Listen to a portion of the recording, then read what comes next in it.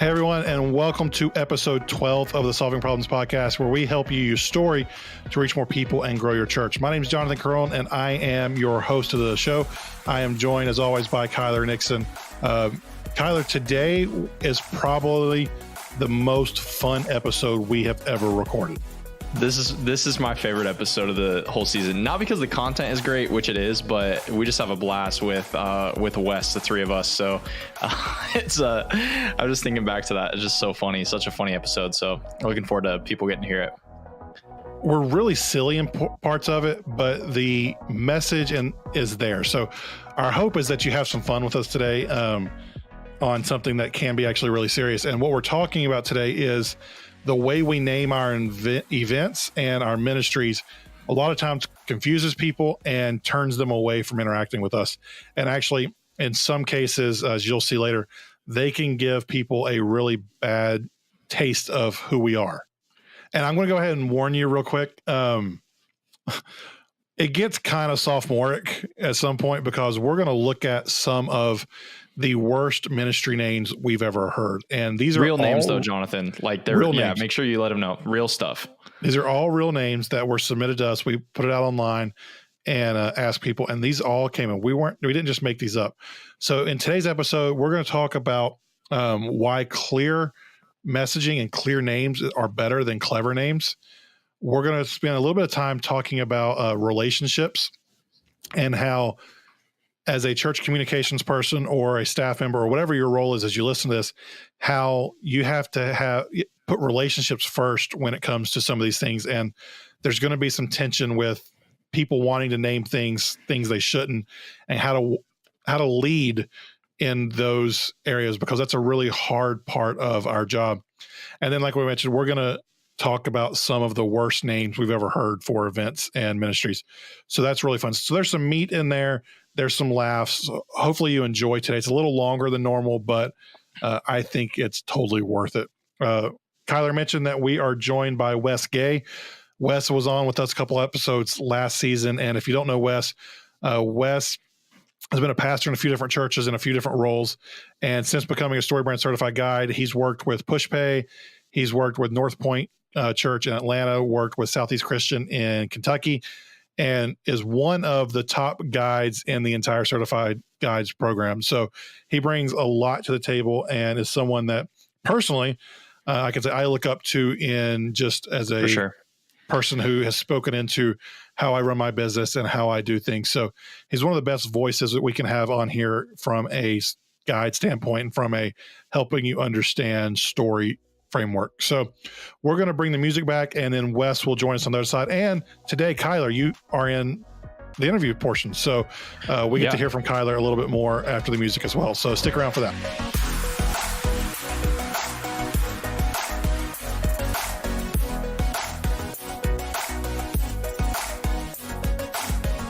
All right, we've got Wes Gay in with us today. Wes, hey to everybody. Hey, everybody. So we're going to have some fun here in a little bit, but we do want to provide some value for whoever's listening today. So let's be serious for a few minutes at least. Traditionally, churches have always tried to use cute or clever names for their ministries or their events. Why is that a bad idea? Well, first of all, churches are event machines, right? I mean, more so than any other organization on the planet, because we have everything that happens on the weekend. Plus, every ministry has all of their like seasonal, monthly, weekly, quarterly, whatever it is, events. And so we're cranking out a ton of events, and with that high of a volume, man, it's easy to get confused by what stuff is. And I blame the 90s. I mean, I blame the 90s for a lot of things, but one of the things I blame the 90s for is 80s and 90s is this idea that we have to brand everything. Like everything we do has to have a brand name. But the problem is that branding never goes beyond a name. Like real branding with a company changes everything. It changes how you do it. It changes your experience. I mean, it literally influences every aspect of what you do. But in churches, a lot of times we think, oh, if I come up with a cute and clever name, then I've branded, quote unquote, this event. And then the next assumption is, so people know what this means. And it's like, I guarantee you, nobody knows what these things mean. I mean, and it's burning out every church communications graphic designer listening to this. Well, yeah. And it's like, you think about the frequency of events in a church. Like I attended, right after we got married, my wife and I were back in my hometown for about a year. And I worked at this little country church bivocational as youth pastor. There were 75, 80 people total, adults, kids on a Sunday. So it was small. And man, they did a crazy amount of events. There were like 6 or 7 a week for 75 people. And you know what? If they had branded everything we did, nobody would know what it was, because I can't explain it. It's confusing, and you're right. It burns out your designers. And I'm going to get on a soapbox here for just a second. Too often we think we have to do things like that to appeal to new people. And we do need to consider our prospective audience. But I'd also say when it comes to things like events, we have to remember the people who are our regular attenders. And I would venture to say they have no idea what your names mean. Like, here's a great test if you want to prove me wrong, is find 5 or 10 events that you've done in the last 2 to 3 years. And then when you walk into your next staff meeting, say, all right, I want you to tell me if you can remember what these events are. And then just say the event name. Like, don't say, I used to work at a church. I worked at a church. I did this one time, in fact, on a staff meeting. And out of the 10 events, one person got one right. There were people in the room who had done those events, like their ministry had planned it, and they didn't even know what it was. And so, like, don't say, this was literally one of them, Bird Song, which was a women's brunch. Because when I hear Bird Song, I totally think women's brunch, right? Don't say Bird Song, women's brunch. Just walk into your staff meeting and say Bird Song, and then just look around. I would even venture to say, ask what the weekly gatherings for children and student ministry mean, whether it's Canvas or Exchange or Adventure Club or whatever. I mean, they've got a million of them, but people just don't know what they mean. And I think what happens is when we waste people's time and energy trying to explain what some goofy brand name means for an event, then what we're really doing is wasting their time and energy on explaining things that actually impact their lives, right? So if I have to see one more men's event that's called Driven, and I don't know why it's called Driven, or some women's event called Bloom or whatever, like, nobody knows what that means. Nobody knows what we're talking about. It sounds ridiculous. Like, just say women's brunch or men's breakfast. Don't just the cute and clever thing. It doesn't work in marketing in any brand. It's expensive because you wind up wasting time, money, and attention from your audience. And ultimately, it's going to fail because people simply don't know what you're talking about. Let me push back a little bit on one of the things that a lot of people in church comms roles hear from ministry leaders is that when we give something a name, it gives people ownership of it. So the team, when we put this out to some people to get some ideas, one of the things that we heard was that a nondescript event name is the team that's assembling the Christmas float. Like, they gave the Christmas parade float people a name so that they'd have ownership of that quote unquote ministry.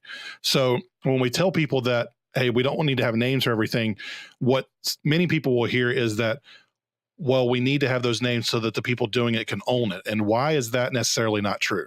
Well, there's a difference between having a name and then having a name that makes sense and having a brand name. Like, if it's your Christmas float people, that's going to be such a small sliver of people who know about it or care. Let them name themselves the flotations or whatever they want to call themselves, the floateers or the whatever they want to call themselves, right? But if it's like, here's a great example. So I grew up Southern Baptist, and if you've grown up Southern Baptist, if you've been around Southern Baptist, then one of the things is probably one of the biggest things that Southern Baptists as a national group do is their disaster relief, right? I mean, they come, you can get trained and certified in it. So when a hurricane comes or a flood or whatever around the country, Southern Baptists will show up in these yellow hats, and it's literally just called disaster relief, right? So they have yellow hats, they have yellow shirts. They will come alongside. Oftentimes, reality is they'll distribute more meals than, say, the Red Cross will when the hurricane hit Houston a couple of years ago. Southern Baptist provided more meals than the Red Cross, right? I mean, but they're called disaster relief. They're not called the chain gang because they bring chainsaws. They're not called the disaster bros. I mean, they're not called the whatever. I mean, it's called disaster relief, and that's the name of it. That's the brand name, and that's who they are as a group. So, I mean, there's a difference between branding and marketing. And I think when we try to get too cute and clever with our branding, it just confuses people. You're not a global brand. You're not a Coke. You're not a Nike. You're not a Starbucks. You're not Apple. You're not Disney. So when we try to brand things like they do without the resources and creativity and thoughtfulness behind it, then it's going to create confusion among our audience. I think one of the things that I learned the most once I came off staff at a church and became just a normal churchgoer is that when we're on staff at a church, we think church is so much more involved in people's life than it really is, because we're there 40 to 50 hours a week. We're thinking about it at night. Like when we're not working, we're thinking like it's our job. So It takes up a lot of headspace for us. But in reality, for a normal churchgoer, it's about 90 to 120 minutes of a week for that person for the entire week. So we've sat through the meetings where we've kicked out a bunch of ideas and we know the meanings behind, well, yeah, of course, this makes sense. I helped a friend of mine one time name a young adult ministry 1829 because it was for 18 to 29-year-olds. And we thought that made sense, but we realized we had to explain it every single time. Why 1829? Oh, it's for 18, 29-year-olds. Like we knew the background, but other people didn't. So even though it made complete sense to us, people walking through the door still needed to have that explained to them. And it goes back to Kyler and I did those Curse of Knowledge episodes earlier this season. And we have the Curse of Knowledge. We think people understand things that they don't actually understand. And I'm going to have you explain the bowling ball example that Don Miller uses so much in StoryBrand. Can you tell people what that is real quick? Sure. So if you go to the StoryBrand Live workshop, if you've read the book, you've heard Don Miller speak, one of the things he talks about is this idea that anytime we use a piece of information, a word or whatever that's confusing, then imagine every instance of that being the same as a slippery 8-pound bowling ball that you're handing somebody, So the idea is that if I hand somebody one bowling ball on its own, an 8-pound bowling ball, you can hold it. It's not a big deal. But if I cover that in Vaseline, it starts to get a little awkward because it's all kind of greased up and it's kind of slippery. So if I handle two of them, now I've got 16 pounds of slippery bowling balls that I'm trying to hold, and it's starting to get awkward because I can't get a good grip. It's kind of clunky. But if I hand you a third one, and now there's 24 pounds of slippery bowling balls, it's getting awkward, right? It's getting really hard to manage.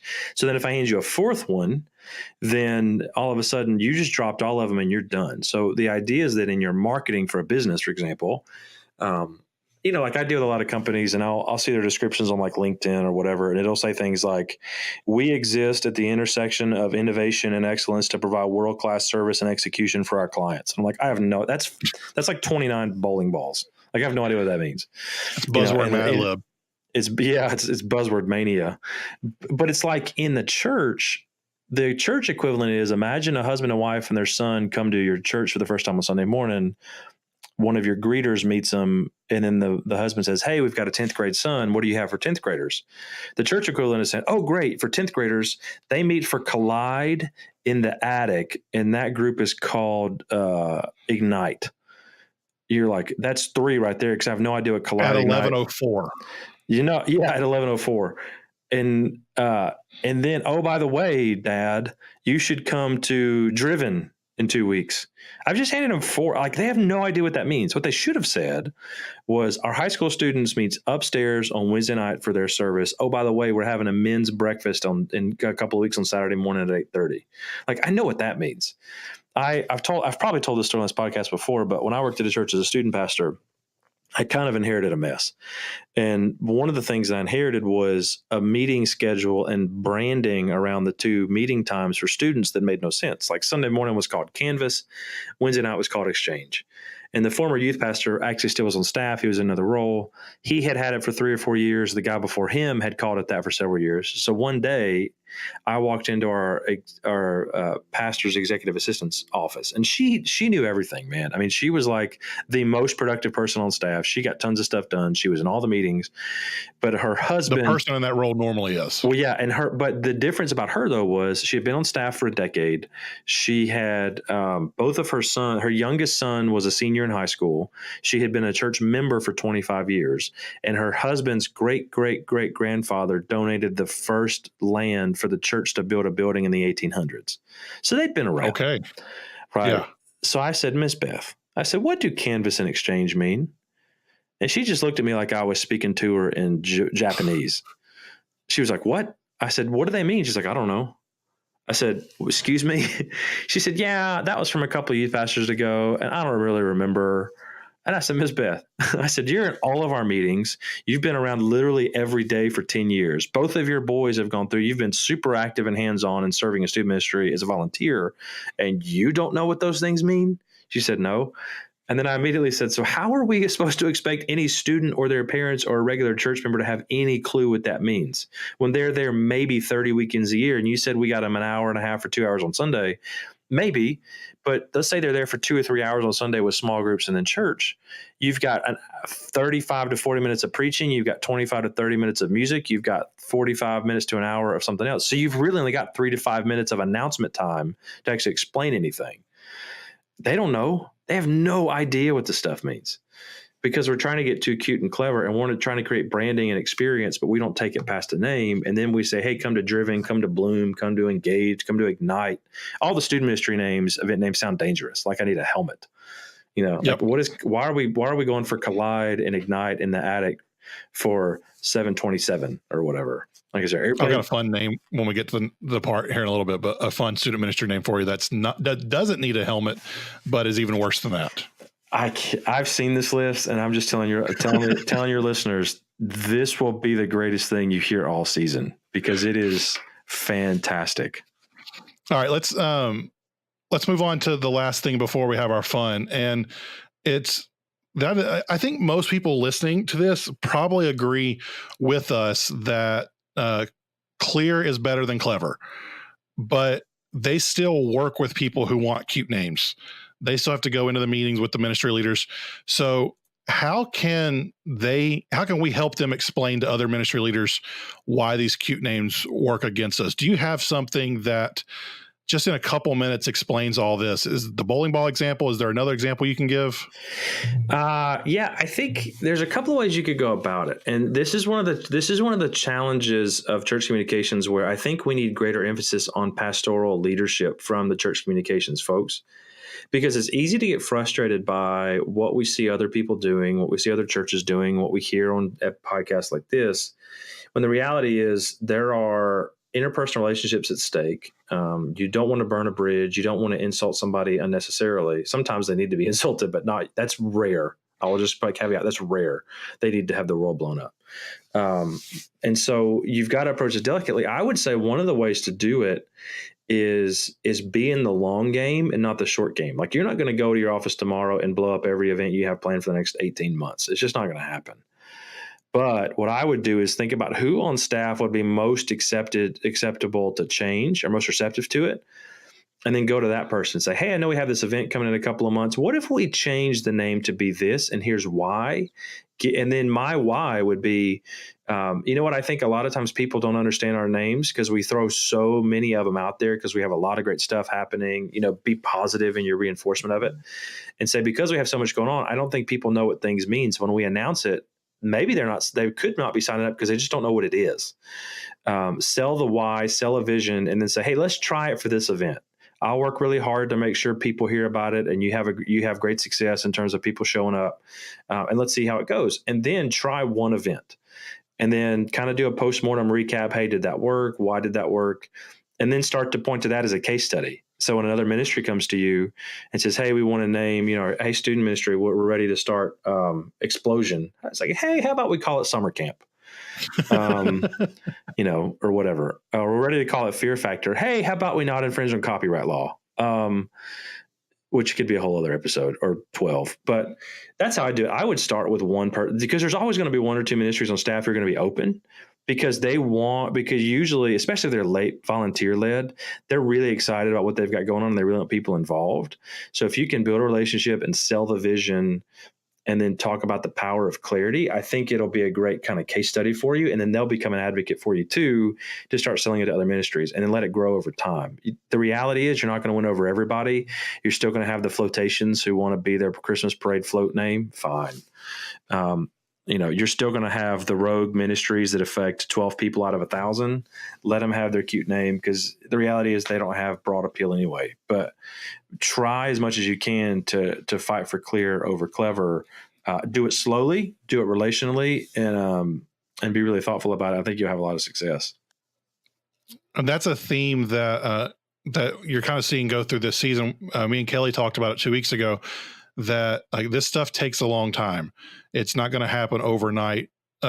People who listen to podcasts like this one or other creative podcasts, communications podcasts, we're on the front lines. We're the ones charging into the fire, trying to change things. And the people we're working with, they haven't listened to this episode. They haven't read the books we are. So we got to prioritize those relationships over the results we get, but still try to push them and move them to where we obviously know things need to go. And I'll also say one other thing on that, and sometimes like with Jonathan and myself and Kyler, who's going to join us later, sometimes it's easier for us to say some things because we get to be the outside consultants. And I know sometimes consultants drive people nuts because we just get to parachute in, throw some bombs and leave. And then you're left to clean up the We carnage. have the easy job. You guys listen to this are so much harder than we are. I would say, be it like in the church communications Facebook group that just crossed 19,000, I think the biggest mistake in there that people make is they see what other churches doing, they hear what some of the outside voices are saying, and then they try to charge the battlefield with nothing more than a paperclip, and they're like, "Oh, this isn't working." It's like, yeah, you didn't plan, like you didn't lead, you valued results over relationships, and that doesn't work in any job, in any company, much less a church. So if you lead with relationships and then have the results support your vision, I think you're going to have much more success, and be willing to play the long game. I cannot stress that enough. While things are constantly changing and evolving, that does not mean that you need to rush in and be a jerk. And just because this is a tangent that me and Wes get on when we talk offline, just because the gurus like us or like other people are saying you should do something doesn't mean your church has to do it. Everything that we say on this podcast, that anything you hear anywhere, you've got to put it in your context. Mm-hmm. So these are ideas that we know can work, but you have to figure out what will work in your context and with your people, with your demographic, with your voice, and then implement it in that way. It can't just be, hey, Wes or Jonathan or Kyler or someone said we need to do this, so we have to go do it now. Take what we say, pray about it, discern what you're calling as your individual church is, and then move forward with that in the way that you're supposed to. Amen. And on that serious note, we're going to bring Kyler back in and we're going to have some fun here for a little bit. And I'm going to warn you on the front end of this. If you're offended by sophomoric or bathroom humor, you might want to go ahead and turn this episode off. And let's set this up too. The reason why he says that is these are actual event names that people submitted from their church. So we're not making this up. Like, this is real life a problem. We didn't just sit here and think like, hey, what's the funniest thing we can come up with? No, like that church communications group Wes just mentioned, we posted in there and asked for names. And then Kyler, you did some online research, right? Yeah, and I gotta add to this. I feel like the kid at the end of the basketball game that everyone cheers for to come in when the other team's getting blown out, and he just gets some scrub minutes. You're the walk-on. Yeah, so that's how I feel coming in after. Was it that the Golden Retrievers rolling Airbud? Like, isn't what I am Airbud, except I don't win. I'm like Airbud's like stupid cousin or something. You're Mark Titus, the guy who started Club Trillion. He was a walk-on at Ohio State. His only goal was to get in the game and have zeros in the stat sheet. He wanted to run around for a minute and not touch the ball, not get a rebound, not get a shot, not get an assist. That's so funny. And that's a trillion in the box score. So. All right. Hey, at least you own it. I'm going to go through a couple of these. these are just These ridiculous. are real. Like you mentioned that, but I want to reinforce that. Like these are real names. This is real life. This was actually written in a bulletin. The potluck is this Saturday at 5 at Bob and Jan's. I don't know Bob and Jan. Like, where do they live? I would also venture to say, Paul, I would also say that like potluck, I don't know what that means anymore. I'm fine with having potlucks. I appreciate a good spread of good casseroles, but made with love and lots of butter. Potluck means something totally different in Colorado, Washington, California. So I just want to throw that out there. And it starts. You're not wrong, but yeah. All right, here's a fun one. Riot. Run in our territory. It was a student ministry. Okay, but even name. after the description, I still don't know what it means. Like even after you break apart the acronym, like I still don't know. Here's a true story. In middle school, my little small town church was also Riot for student ministry, but it was Righteous Invasion of Truth because Carmen. Yeah, I was about to say had a Riot that's our album. one Carmen reference for the whole season. Thank you, ladies and gentlemen. I'm about to throw out a second. I'm about to throw out a second one. I know somebody who signed up for his life coaching, by the way. Okay. So I've actually met him, Jonathan. Did you know that? Did I tell you that? Like I've spent some time with him. Didn't he come to your old church or something like that? Yeah. So my old church that I started in ministry at, they brought him in for like a concert or whatever. And my job was to pick him up from the airport. And a nice enough guy, but I have to share this story really quick. And if you decide to cut it out, you can cut it out. So I pick him up from the airport, and he has very specific things that he wants. He wants watermelon cut into cubes, and he wants Perrier water at room temperature. Okay. So I get those things, and I'm taking them, and I'm going to pick him up from, I think maybe it was his hotel. Dude comes out from his hotel rocking Jordan shoes, calf-high socks, shorts, and a button-up t-shirt that was only about half buttoned, so all of his chest hair was just hanging out. It was glorious. It was so cool. Glory. I was like I want to reach this level of awesome when I'm his age. He gets in the car. We're driving back to my church. He does not saying much, and I didn't want to like be weird and ask him a bunch of questions and be like my grandma loves you. But we were driving to the church, and he looks over. He goes, "Is that a park?" To a very obviously a park, on the ride to the church. And I was like, "Yeah, that's a park." And he's like, "Nice." That was the end of the conversation. I took him to the church, dropped him off, and we had a great night. It was a full house for the concert. So we had a lot of handicap seating that night because a lot of the crowd was older. But that's my story about Carmen. Come for the bad church name, stay for the Carmen's. The Carmen. There are not story. enough Carmen references. So we could talk about the Champion. We could talk about Mission 316. Who's in the house? Is this the part where I'm supposed to admit that I was a mime and I mimed to multiple Carmen songs? Or do I keep that to myself? You should keep that to yourself. Okay, so we won't talk about that one. All right, moving on. Names. We've talked about some student ministry names. Let's go through some. Fusion, Vertical. Okay, here's the one I was talking about earlier. The student ministry at the church I worked at before the high school pastor I worked for got there, it was named the Flood. So this wasn't a youth ministry who needed a helmet. This youth ministry was named after God's judgment where he destroyed the entire world. I thought they were an Extreme Jars of Clay fan. Okay, maybe so. So we've had a Carmen that would have lined up time Jars of Clay reference. Let's get audio adrenaline in here. This podcast is very 90s right now. We're gonna have DC talk. We blamed the 90s earlier. We don't touch DC talk. They are sacred. Like I will fight. I worked at a church a few years ago, and when I went for like a couple of Sundays before I officially started, and one of those Sundays after church, I met with the youth pastor because part of my role was going to be working with their the band for their weekly worship for middle school and high school. And the high school pastor told me their student ministry name was called Crave. And it stood for cultivating relationships and valuable experiences with God and others. So their shirts and their branding was like crave.god.others. Well, then their ministry website was getyourcraveon.com. Does that still exist? No, it does not. It actually didn't exist not long after I got there. I stealthily worked with the communications, and we shut that down. But it's like, what? what in the world? Like, that makes no sense. Here's my favorite one from that list, Jonathan. I got to share my favorite one first. The Glory Hole donation box. Oh, you ruined it. I was going to set that one up later. Oh, I couldn't. But this one's real. It's real. Like, that's what happens when you're raised in church your whole life and probably homeschooled. That's how you come up with that name. Okay, so just to explain that one so that you people listening know what this is. This was a donation box for clothes for homeless people, and the church called the box the Glory Hole. I would totally call that the donation box. You would think.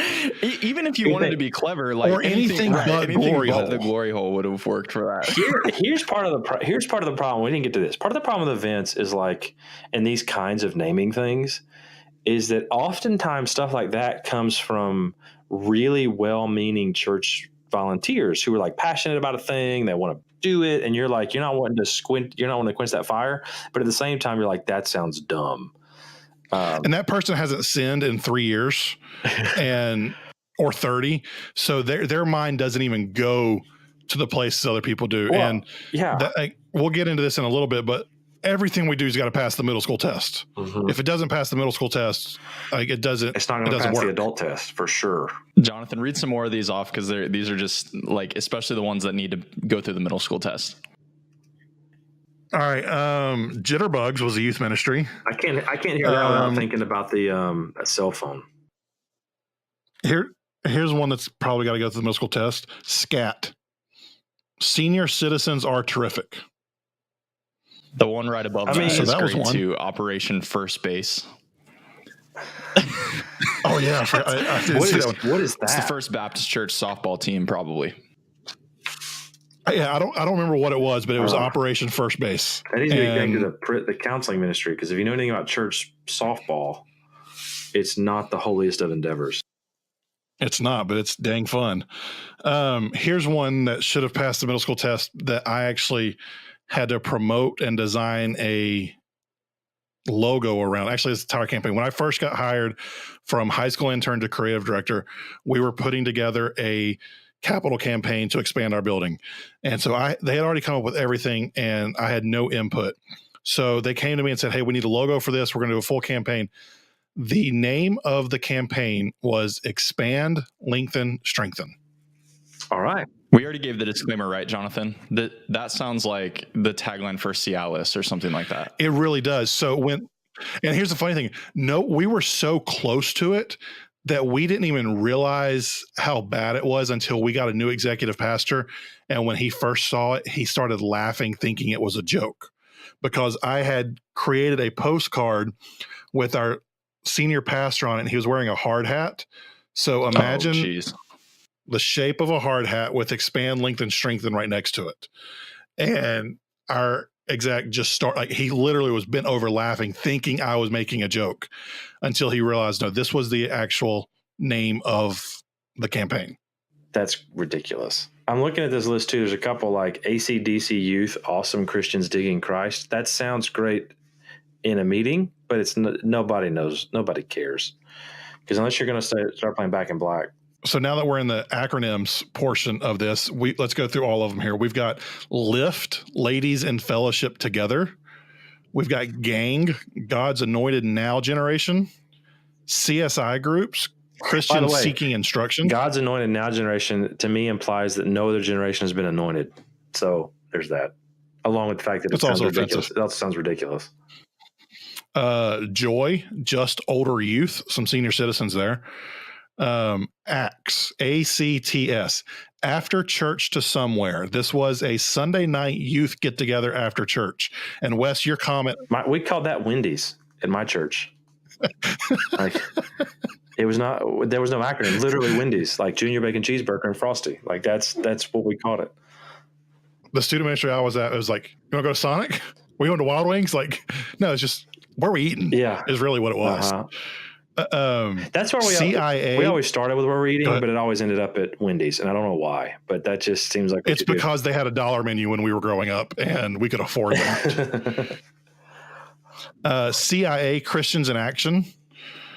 We talked about SCAT already, and GLOW, God Loving Our Women.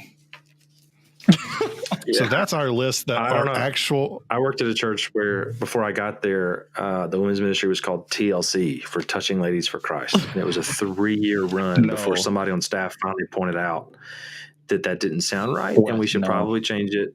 I'm serious as a heart attack. And it's like, again, this was a name that was come up by one of the volunteers. She was really sweet, really dedicated, gave a ton of her time and energy to the church. And it was like, nobody bothered to tell her 3 years earlier when she came up with that.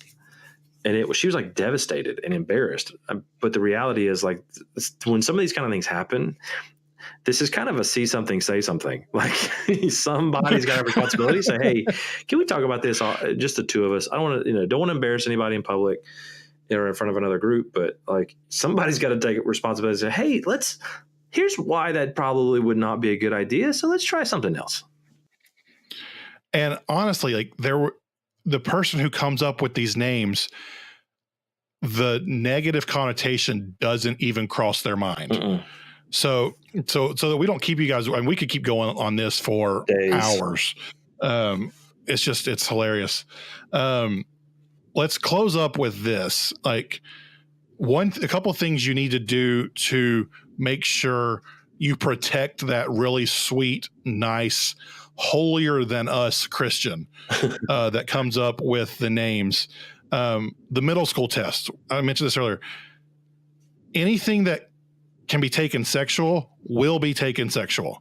So you need to find someone who has a little bit of that brain and ask them, hey, is there anything wrong with this? And also, anything that is bathroom humor is going to be taken there. One way, I use this all the time, Urban Dictionary. If you come up with something, put it in Urban Dictionary, and you're going to see some bad words, so don't be offended by that. But I would rather you put your sweet old lady's name into Urban Dictionary and find out, oh, wow, this has a different connotation, and then never use it instead of printing it on T-shirts. And on banners and on postcards and on business cards and on your announcements and in your announcements video and in your bulletin. Like, this is where we're going to get deep for a minute. I think this is a good reminder that even in church communications, like, we are designed for community. Like, God has wired us to live in community. And that means too, that means a lot of things. One of the things that means too, we're supposed to help each other. And so when somebody comes up with a ministry name or they come up with an idea, there's a line between, and again, I think this is a challenge that church communications folks have with trying to, quote, protect the brand and then trying to protect the person. And I think sometimes it's easy to lean too hard on, I got to protect the church brand, or this is not, quote, I hate the word best practices. People say, oh, this isn't best practices. I had somebody throw that out at me last night for something. And I was like, no, this actually isn't best. I pushed back really hard. I said, this isn't best practices. If this is the way you want to do business, I'm out. But I said, this isn't it. And so you got to balance the relationship, but at the same time, we're wired for community. God's put us in community. So let's serve each other and help each other to keep ministry leaders from coming up with a name that could be offensive or, anything that could allude to bedroom or bathroom humor, or they could just flat out cause an eye roll where people go, well, that's dumb. Because there's a lot of these on here that are just dumb, like Christians in Action, CIA, like, that's dumb. I could go on with the stupid ones, but there's also the offensive ones. There's also the crude ones. When Jonathan says the middle school test, what he means is if your name or event name if you set in a group of middle school boys and they laugh or snicker, you're toast.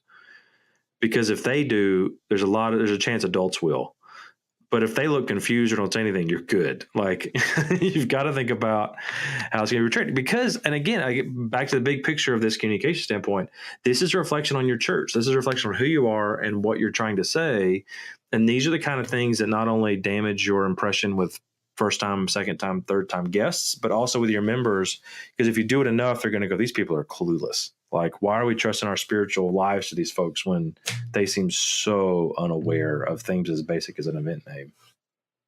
And nothing says more out of touch or less relevant than doing that over and over. And you're going to lose your audience with that. I thought you were going to say including a Jars of Clay and Carmen reference in a podcast episode. In 2019.